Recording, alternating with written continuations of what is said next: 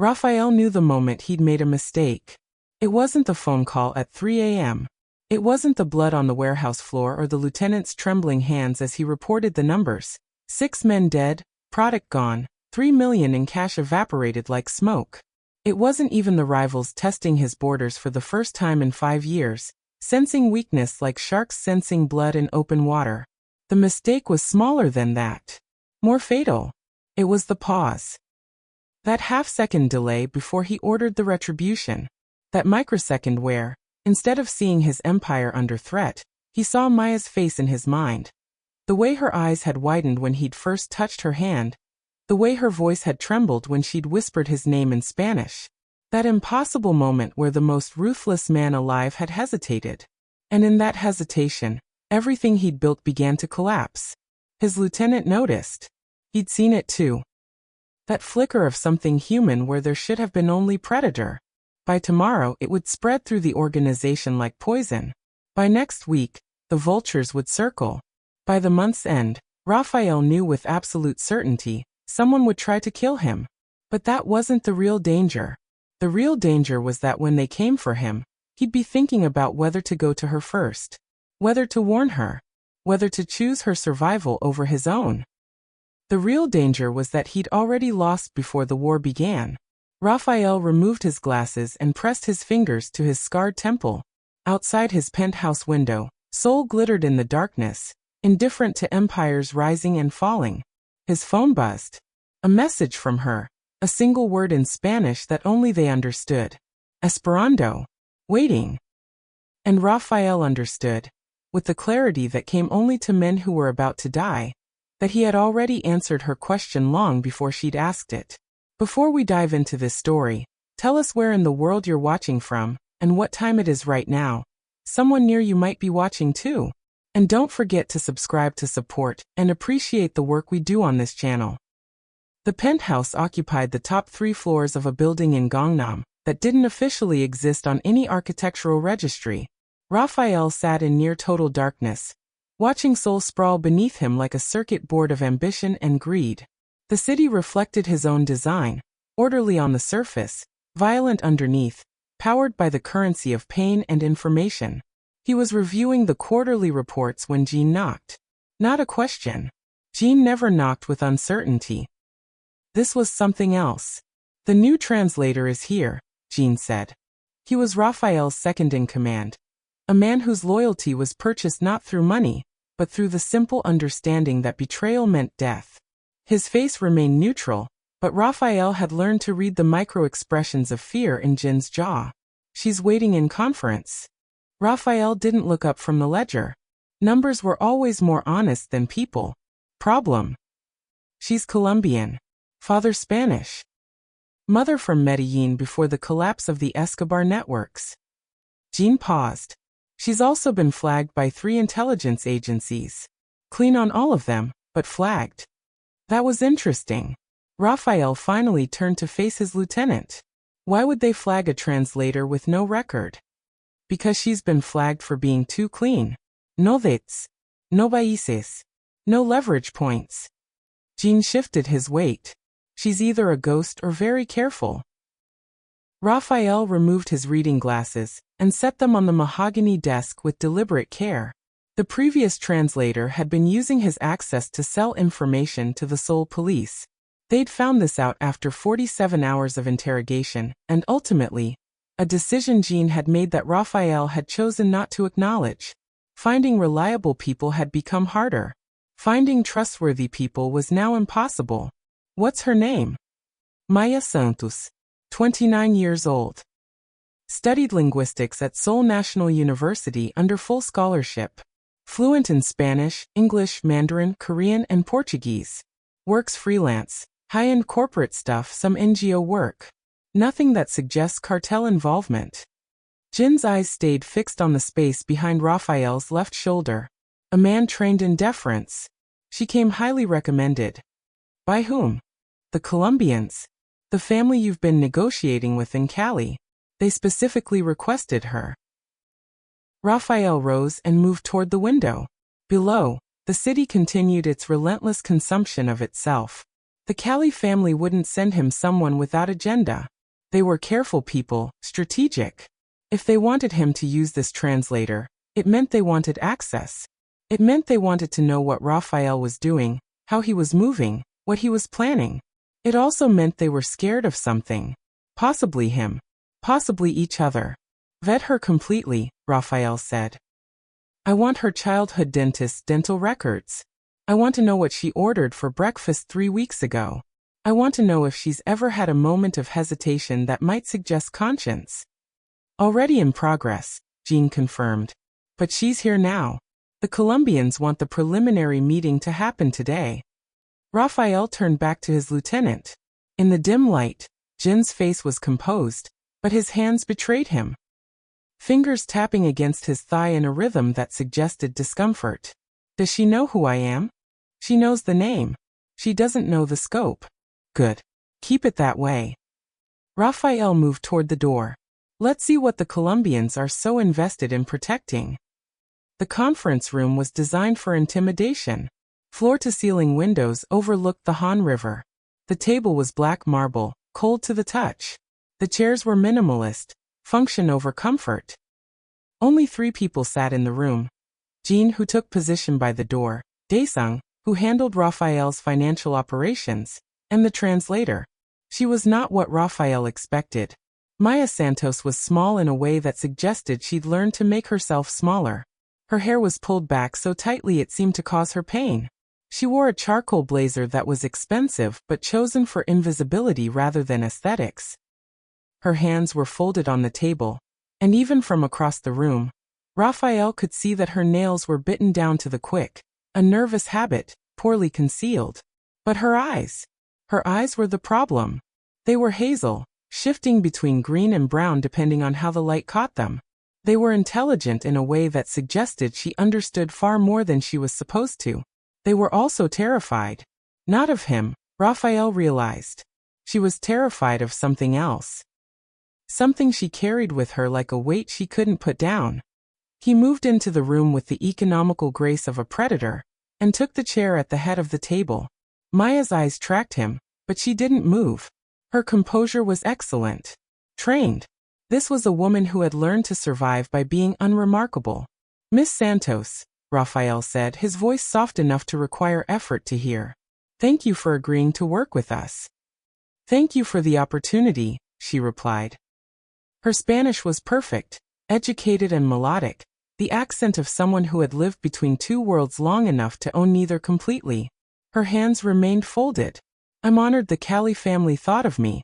The Cali family thinks of you highly. Raphael watched her carefully. Which is curious, because I've never heard of you before yesterday. I specialize in discretion, Maya said. Her voice didn't waver. The best translation work is invisible. If people are talking about the translator has failed. It was a good answer. Well rehearsed, but that didn't make it false. Raphael leaned back in his chair, and he saw her shoulders tense fractionally. She was waiting for the threat. Expecting violence. This was a woman who had learned to anticipate harm the way most people anticipated the weather. Tell me about your family, Raphael said. My mother was from Medellin. My father was Spanish.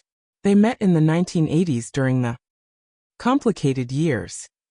She paused, and Raphael saw her touch her mother's necklace beneath her shirt. A gesture so unconscious it revealed something true. My father was diplomatic. My mother was practical. They decided to leave before the practical options ran out. Your mother chose to leave Medellin while it was at its height, Raphael observed. That required resources. Or wisdom, Maya corrected carefully. She chose her daughter over her homeland. That's not a transaction. That's a choice. There was something in the way she said it. Not defensive, but absolute. As though she understood exactly what he was implying, and wanted him to know that she understood. Raphael felt something shift in his chest, a minute realignment of how he was reading this woman. You'll be translating for high-level negotiations, he said. Spanish to English, English to Spanish. Sometimes Mandarin. The work will be sensitive. The people will be dangerous. If you make a mistake, any mistake, there will be consequences. I understand, Maya said. Do you? Raphael leaned forward slightly. Because I need you to understand that there are no second chances. There are no explanations that matter. There is only the next project, or there is nothing. He watched her carefully. A normal person would have been terrified. A normal person would have nodded and tried to leave the room as quickly as possible. But Maya didn't move. Instead, she met his eyes directly for the first time since he'd entered. I've lived my entire life knowing there are no second chances, she said quietly. I wouldn't be here otherwise. Raphael felt that shift again, stronger this time. The sensation of gravity changing. Of something settling into place that he hadn't realized was misaligned. He nodded once. When do you start? Whenever you need me, Maya said. The first meeting happened 3 days later. A negotiation between Raphael's operation and a Vietnamese syndicate looking to establish supply lines through Seoul. It was routine money, territorial agreements, the mathematics of mutual benefit and mutual threat. The kind of meeting that Raphael could conduct in his sleep. But with Maya in the room, everything felt different. She sat to his left, her notebook open, her pen moving with absolute precision. When the Vietnamese representative spoke, she translated with a clarity that seemed to illuminate the meaning beneath the words. When Raphael spoke, she conveyed his message with an edge of menace that he hadn't known his words possessed. It was as though she understood not just what he was saying, but what he meant beneath the saying. What he needed the other man to understand. By the end of the meeting, the Vietnamese had agreed to terms Raphael had privately estimated would take at least 2 more sessions to finalize. As they were leaving, the Vietnamese representative approached him privately. Your translator is exceptional, he said. Where did you find her? The Colombians recommended her, Raphael replied. The man nodded slowly. She has a gift. Not just for languages. For truth-telling. For making people believe they want what you want them to want. He smiled. That's a dangerous skill. After he left, Raphael stood alone in the conference room. Maya had already left to process her notes. He sat at the table and realized he was thinking about the way she'd looked when she translated his threat. The slight widening of her eyes, the barely perceptible intake of breath, as though the violence of his words had surprised her somehow. That was the first moment Raphael understood he was in trouble. By the second week, the trouble had deepened into something he couldn't name. Maya came to 5 more meetings. Each one she was flawless. Each one, her translations seemed to contain layers of meaning that made Raphael's negotiations proceed with unsettling smoothness. Rivals became allies. Uncertain partners became committed. Money moved where Raphael wanted it to move. But more than that, she began to understand his moods before he articulated them. In the third meeting, when a Taiwanese arms dealer was being deliberately evasive about delivery dates, Raphael had felt his control beginning to fray.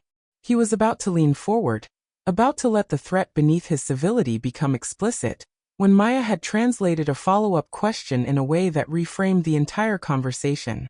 Suddenly the dealer wasn't being evasive, he was being cautious. Suddenly it made sense to be cautious. Suddenly there was a path forward that didn't require violence. After that meeting, Raphael found himself waiting in the hallway as Maya packed her bag. That was excellent work today, he said. She looked up, startled. Her eyes widened slightly, and Raphael noticed for the first time that they weren't just hazel. They contained actual light, the way certain gemstones did when exposed to the sun. She looked away almost immediately, but not before he saw something vulnerable flicker across her face. Thank you, she said quietly. It's my job to make sure communication is clear. No, Raphael said. You do something else. You make sure understanding happens. That's different. He watched her hands tighten on her bag strap. Understanding is just translation that goes deep enough, she said. Is that what you believe? She looked at him directly then, and Raphael saw it. That moment of hesitation.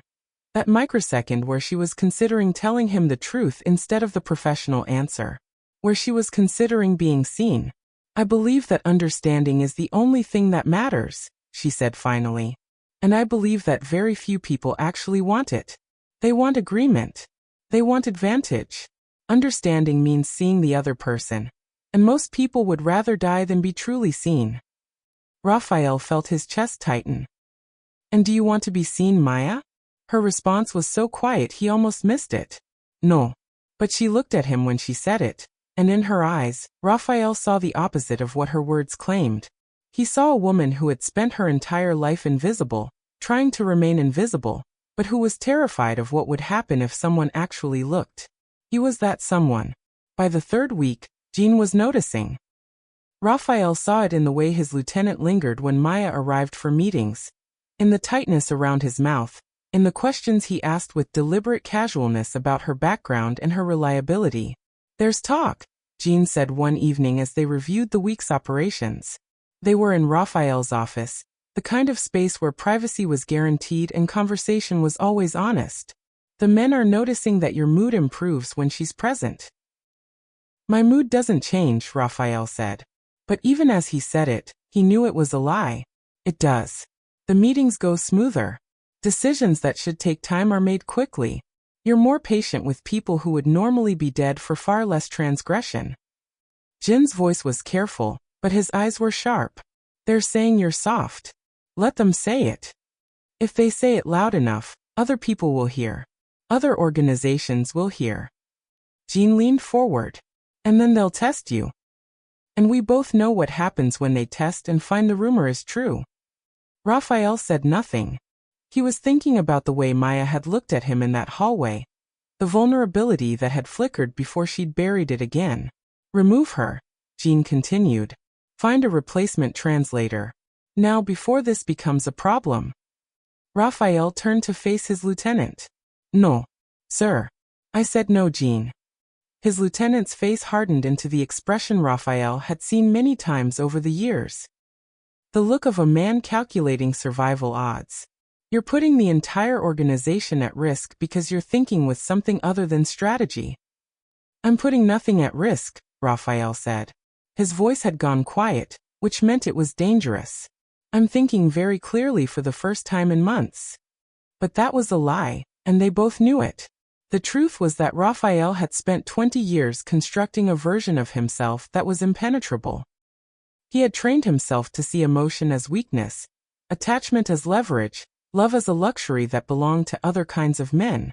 He had built his empire on the foundation of his own emptiness, and it had worked perfectly, until a woman with frightened eyes and a gift for truth-telling had walked into his conference room. By the fourth week, the danger was becoming visible. There were missed meetings. There were lapses in security protocol.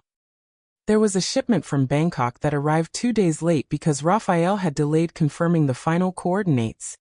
Distracted by the way Maya's voice changed when she spoke Portuguese, softer somehow, less guarded. There was also the night he drove past the address where she lived. Not to intimidate her. Not to establish dominance. But simply because he needed to know where she was safe. What she saw when she looked out her window. Whether she ever thought about him the way he was increasingly unable to stop thinking about her. It was during that drive that Raphael understood the full scope of what was happening. He wasn't falling in love with Maya Santos. He was being unmade by her. He was being translated into something else, something dangerous and vulnerable, and entirely beyond his control. And the worst part was that he didn't want to stop it. The final moment of the second act came during a private meeting with the Colombian representatives. Not Cali family, higher than that. The people who had recommended Maya in the first place. They sat in the same conference room where this had started, and they watched Raphael with the expression of people who could see exactly what was happening. You're using her as intended, the lead Colombian said. It wasn't a question. She translates, Raphael replied. No. She translates you into something the world understands as human. The Colombian smiled, but it was the smile of someone holding a knife. This was the offer. Accept her, and accept what comes with her. She softens you. She makes you rational when you should be ruthless. She makes you vulnerable when you should be impenetrable. And why would you offer me that?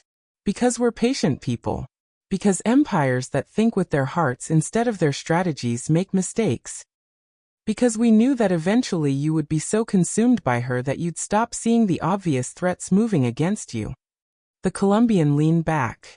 She's the best translator we could find because she translates you into someone we can defeat. Raphael felt something cold move through his chest. Not fear. Something colder than that. Is she aware of this? He asked quietly. The Colombian laughed. Does it matter? The result is the same. You've been compromised. By next month, you'll be dead or you'll be nothing.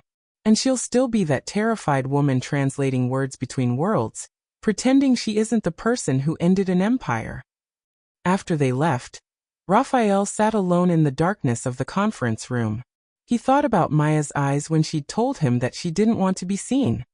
He thought about her bitten nails and her tight pulled back hair, and the way her voice softened in Spanish. He thought about the weight she carried. The knowledge of what she was doing to him.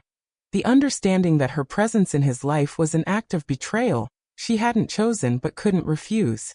He thought about her terrified surrender to forces larger than herself. And then Raphael did something he hadn't done in 20 years. He made a decision that had nothing to do with strategy or survival or power. He made a decision based on love. His phone buzzed with a text from Maya. Esperando. Waiting. The code word they'd developed. The small way she let him know she was thinking of him without saying it explicitly. Without being seen. Rafael typed back. Ya no esperes. Te voy a sacar de aquí. Don't wait anymore. I'm going to get you out of here. He hit send and closed his eyes. In the darkness, he could hear the city breathing beneath him, could feel the moment his empire shifted on its foundations. Could feel the beginning of the end. And he didn't stop it. Because some translations he was learning were worth the cost of everything. The message took 23 minutes to reach Maya. She was translating a shipment manifest in her apartment when her encrypted phone vibrated once.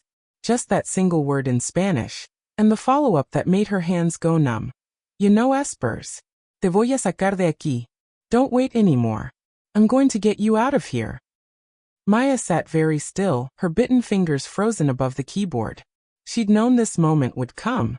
She'd been trained for it, prepared for it, warned about it by the people who had sent her into Raphael's world in the first place. What she hadn't been prepared for was the way her chest would collapse inward, the way her lungs would forget how to breathe. Because Rafael Moreno wasn't supposed to save her. He was supposed to be her victim. He was supposed to be the cartel leader who grew soft, whose empire crumbled, whose fall would reverberate through the underworld, and weaken the supply chains that had been destroying her mother's hometown for 3 decades. He was supposed to be the casualty of a war he didn't even know was being waged. Instead, he was trying to save her. The irony was so acute it tasted like blood. Maya understood what the message meant. It meant he knew. It meant he'd figured out the truth. That she was a plant, that her presence was calculated, that every moment of connection between them had been weaponized by people who saw them both as disposable chess pieces. It meant he was choosing her anyway. It also meant he was choosing death. Because once you gave an order like that, once you tried to remove yourself from the system didn't let you leave gracefully. The system consumed you. Maya's fingers shook as she typed back. No puedes salvarme. Nadie puede. You can't save me. No one can. His response was immediate. Estoy aquí. Eso es suficiente. I'm here. That's enough. It wasn't enough. It would never be enough. But Maya found herself believing it anyway. The first crack appeared in Raphael's empire 3 days after he'd made his decision. It came in the form of a missed shipment from Bangkok. 3 tons of methamphetamine that disappeared somewhere between the coast and the warehouse in Incheon. The kind of loss that couldn't be hidden, couldn't be explained away with logistics. The kind of loss that signaled opportunity to people who'd been waiting for signs of weakness. Jean brought the news personally, and Raphael saw it in his lieutenant's face. That calculation, that moment of recognizing the mathematical trajectory. Jean had been loyal because Raphael had been impenetrable. Once you became penetrable, loyalty became a luxury no reasonable person could afford. How much? Raphael asked. He was in his office, watching the city, already thinking 3 moves ahead. 2.7 million in street value. 8 million in what it costs us to replace. Jin's voice was carefully neutral. The Bangkok contact is claiming the shipment never arrived.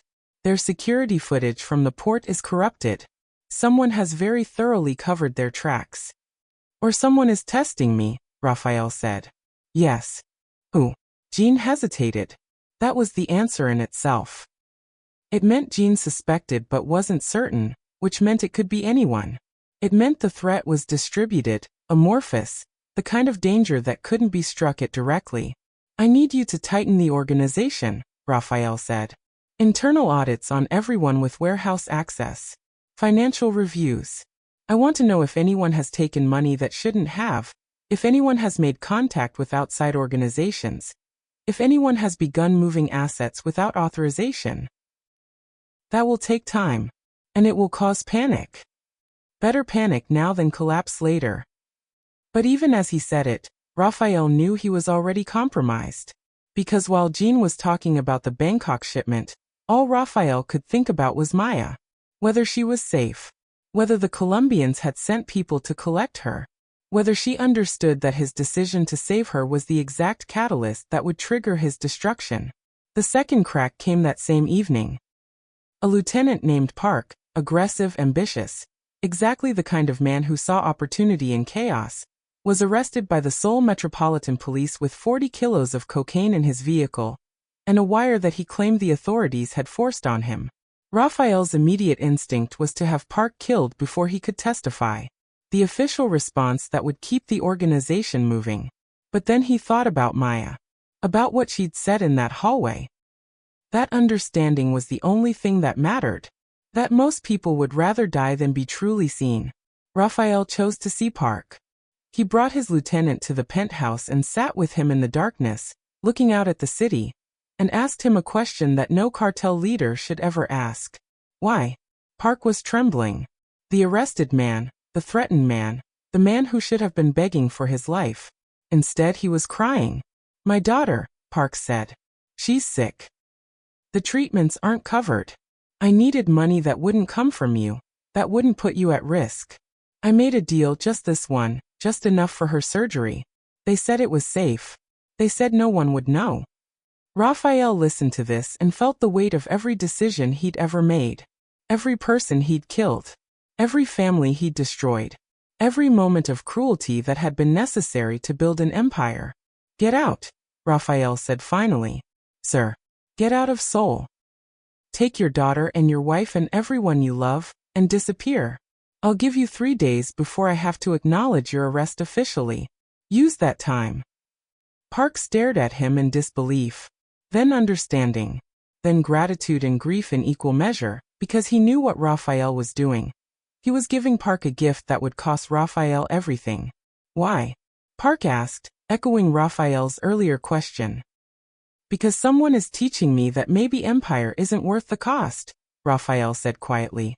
By the 5th day, the organization was hemorrhaging. Not money, though money was hemorrhaging too, but people. The ones who understood what was happening, who could read the signs, were beginning to move. Small shipments diverted. Contacts shifted to competing organizations. Money transferred to accounts that weren't Raphael's. Jean came to him with a list of names. 17 people who were actively working against him. Another 23 who were passively waiting to see which way the wind would blow before committing to betrayal. Another 40 who could go either direction depending on incentives. We need to move decisively, Jean said. His voice had changed. He was no longer asking for permission. He was informing. We need to kill the 17. Make examples of them. Reassert control. No, Raphael said. Then we lose the organization entirely. I know. Jin's face hardened. You're losing it for her. Raphael didn't deny it. The organization was always going to lose me eventually. This way, at least there's a reason. At least there's something that meant something. You're a fool, Jean said. And for the first time in their entire relationship, Raphael heard something in his lieutenant's voice that wasn't deference. It was pity. That was when Raphael understood that Jean would be the one to try to kill him. Not from ambition, though that was part of it, but from mercy, from a desire to end the suffering of watching the strongest man he'd ever known voluntarily unmake himself. Maya received the news from the Colombians on a Thursday. They arrived at her apartment in the evening, 3 men in expensive suits, courteous in the way that made it clear they could be courteous because they had nothing to fear.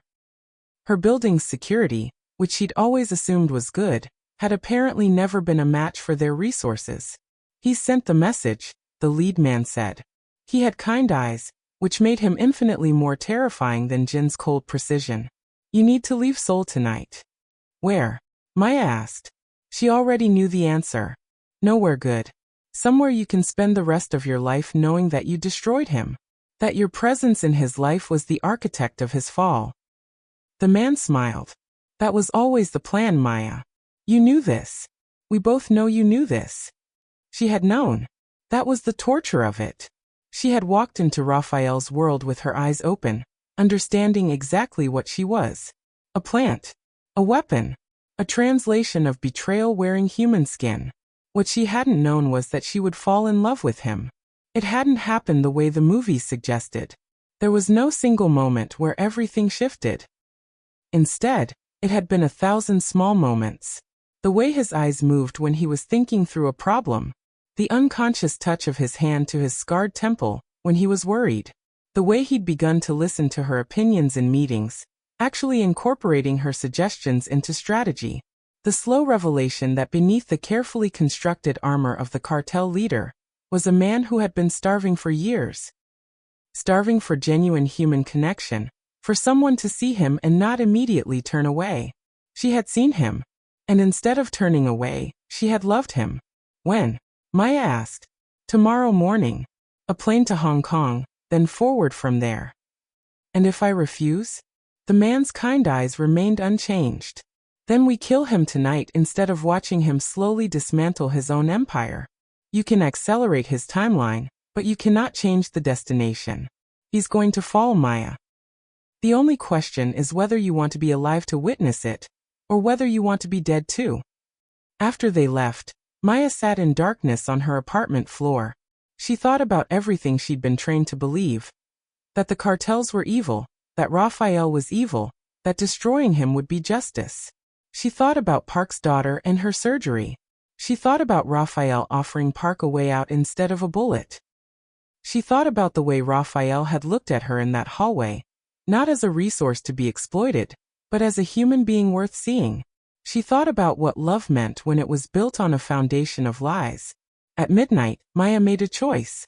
Not the choice the Colombians had given her. A third option that existed in the space between rescue and betrayal. She called Raphael. "You have to leave," she said immediately. "Tonight. Now. They're coming for you." "I know," Raphael said. His voice was calm, which somehow made it worse. "I've known for days that this is ending." "I'm sorry." Maya's voice cracked. "I'm so sorry. I didn't know. At first I knew, but then I didn't anymore. I stopped knowing and started just feeling. And I'm sorry. Maya." His voice cut through her panic with the gentleness of a knife. "Don't apologize for saving me. I didn't save you. I destroyed you." "Yes. And it was the best thing that ever happened to me." She could hear him moving, could visualize him removing his glasses, pressing his fingers to his scarred temple.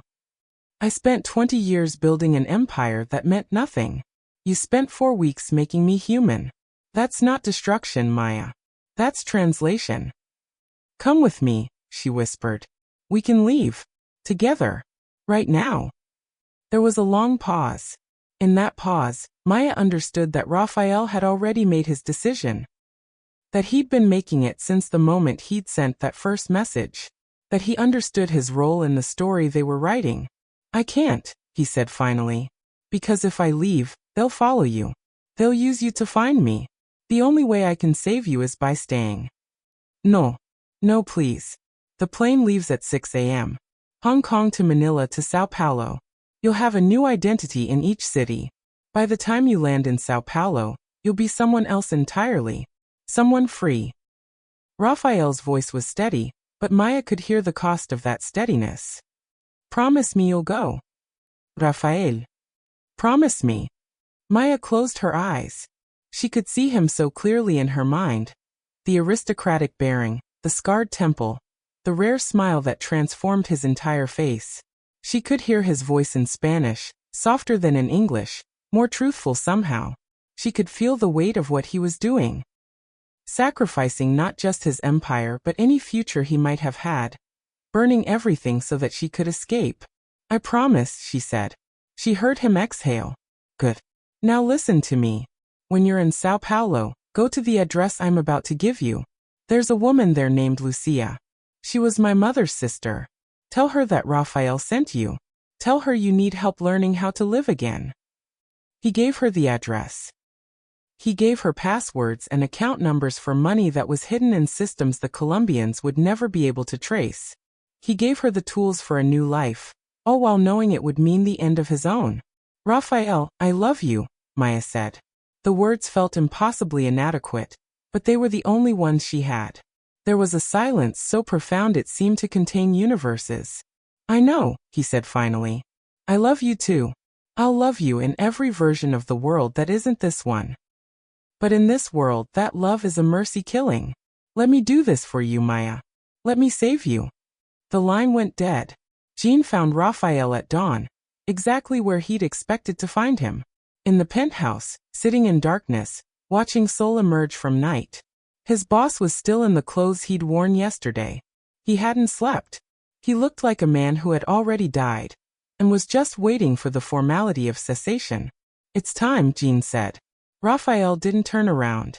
Is she gone? The Colombians say she's on a plane. We have confirmation of the flight. Good. Raphael stood slowly, as though his body had become heavy. Then I have nothing left to protect. You could run, Jean offered. It wasn't much of an offer. They both knew Raphael wouldn't take it. No. I could hide. That's not the same as running. Raphael finally turned to face his lieutenant. How many are coming? Everyone. Park's arrest leaked. The authorities are moving in from the east. The Vietnamese syndicate is mobilizing from the south. The Colombians have people positioned at the airport and the harbor. The Busan family is cutting off supply lines. Jin's voice was clinical, a recitation of facts. You have perhaps 2 hours before the penthouse is surrounded. Maybe 3 if we lock everything down. Then we have 2 hours to get you out, Raphael said. Jean stared at him. What? You're leaving. You're taking the emergency fund. It's about 4 million won. And you're disappearing. I have another identity set up for you. Completely clean. Sol never knew you. You can go to the countryside, get a small business, live a normal life.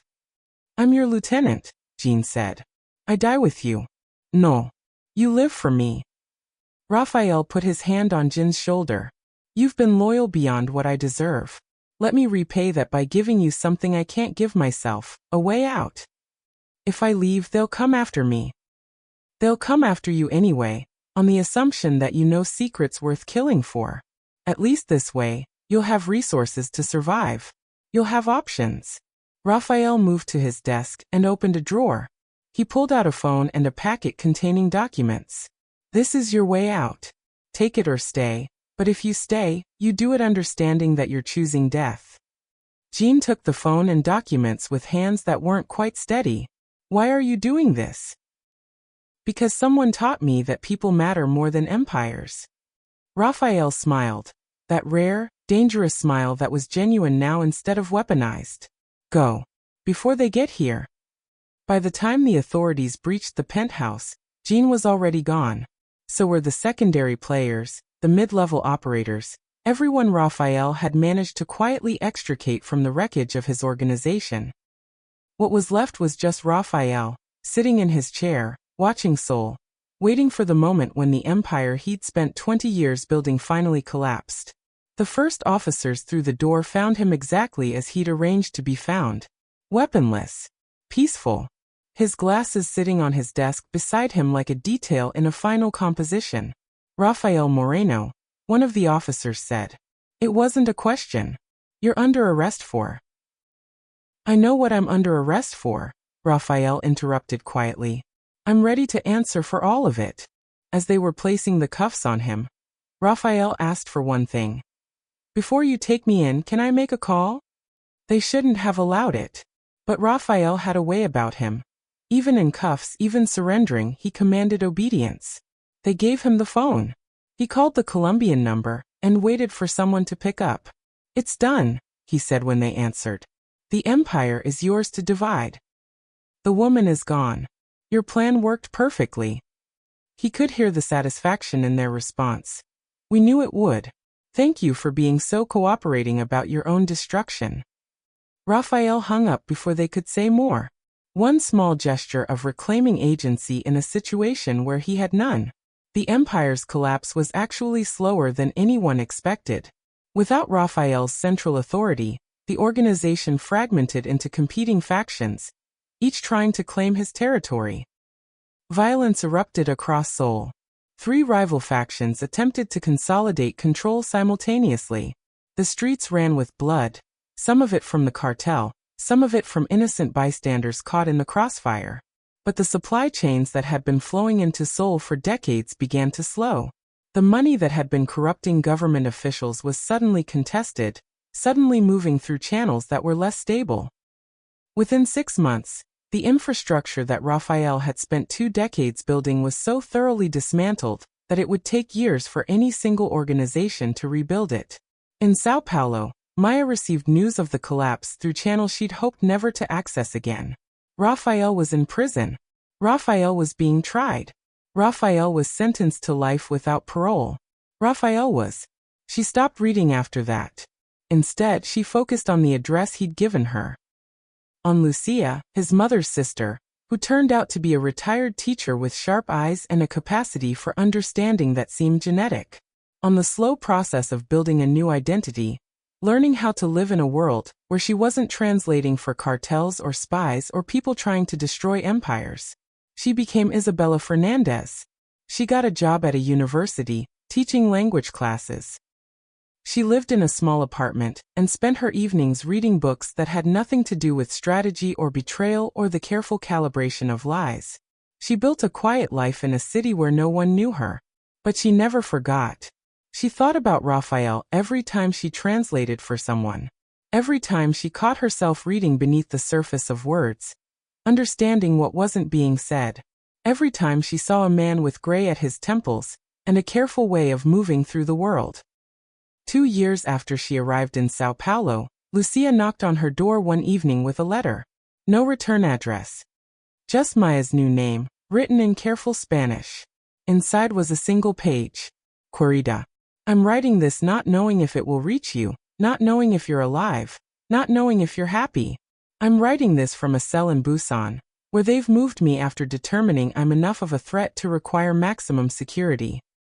I'm writing this knowing that the moment I send it, my jailers will probably use it as evidence against me, as proof that I still have outside contacts, as justification for whatever punishment they deem appropriate. But I need you to know that I have never regretted our choice. Not for a single moment. There are days when I'm not sure I'm still human, when I've spent so long in this small space that I've forgotten what it feels like to move without walls. There are nights when I wake up unable to remember the sound of your voice, and that loss is more profound than any physical pain they could inflict. But then I remember why I'm here. I remember that somewhere in the world, you're alive. You're free. You're able to walk in sunlight and speak your own language, and be seen by people who don't want to use you. And that's worth every day in this cell. The Colombians won. My empire is their trophy now, divided among whoever was smart enough or ruthless enough to claim it. By the calculations that matter in my former world, I lost everything. But I translated myself into something new, something smaller, something less powerful, but something true. I became someone who could love you more than he loved power. That's not a loss, Maya. That's the only victory that ever mattered.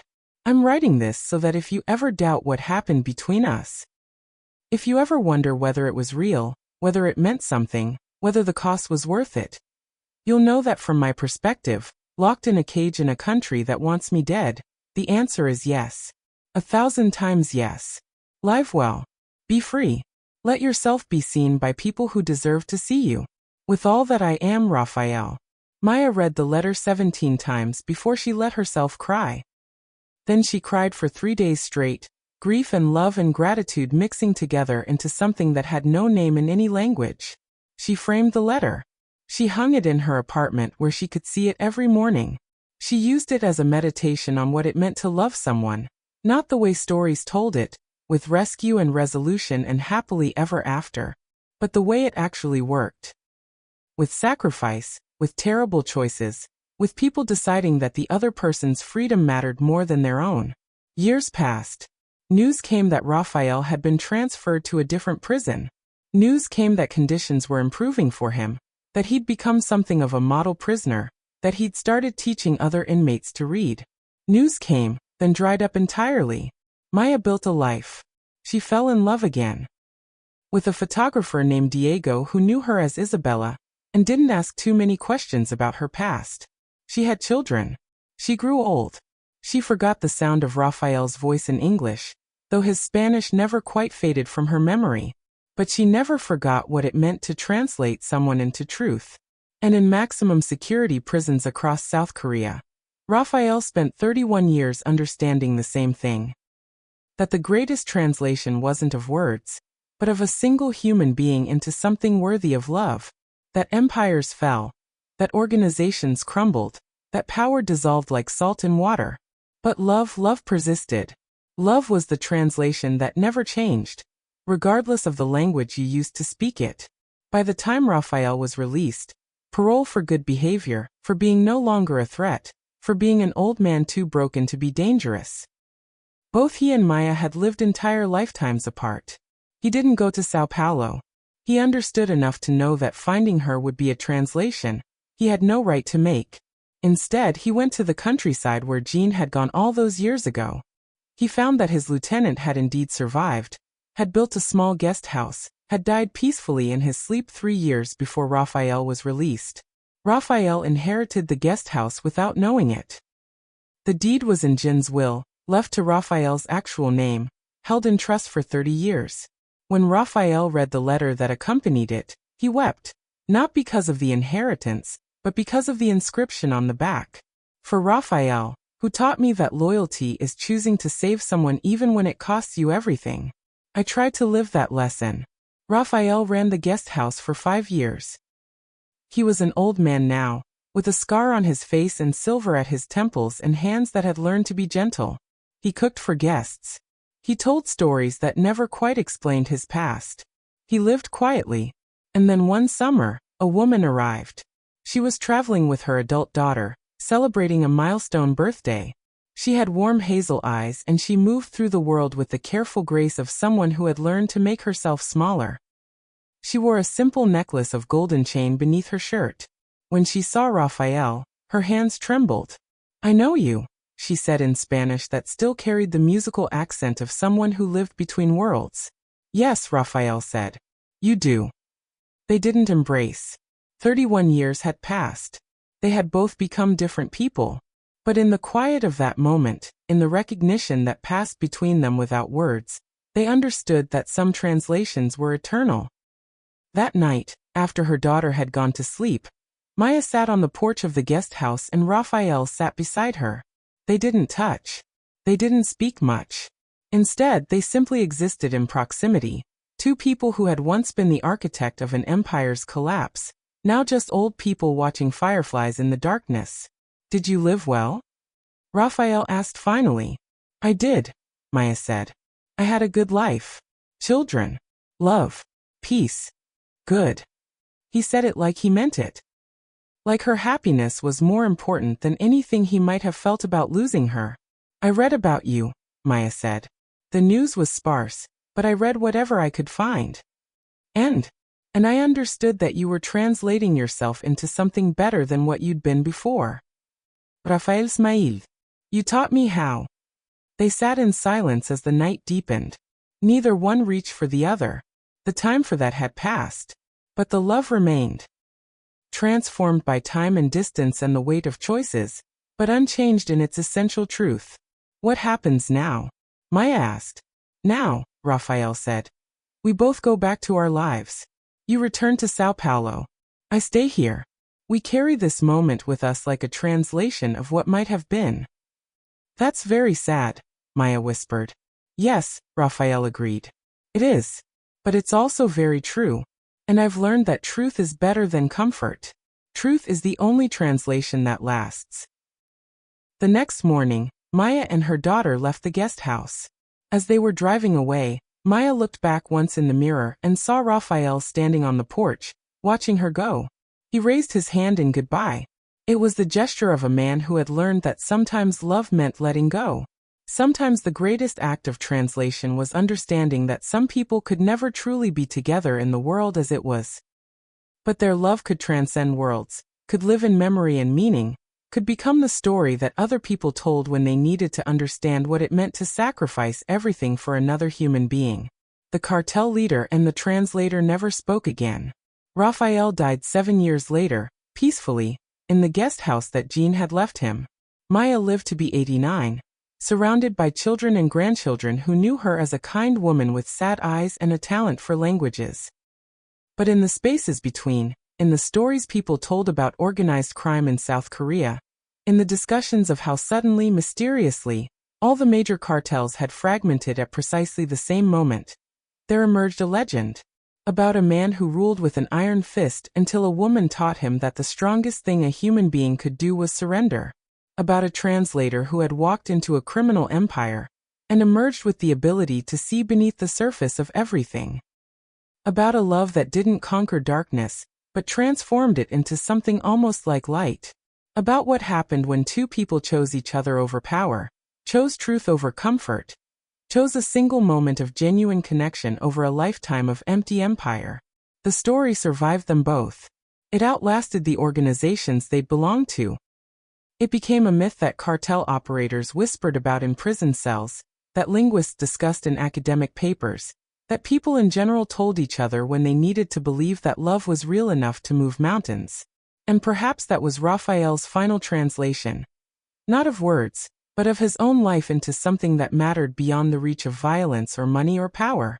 A love story so pure it transcended the corruption that had surrounded it. In the end, that was the only empire that survived. The empire of two people who had loved each other enough to burn the world down. And that, as it turned out, was more than enough.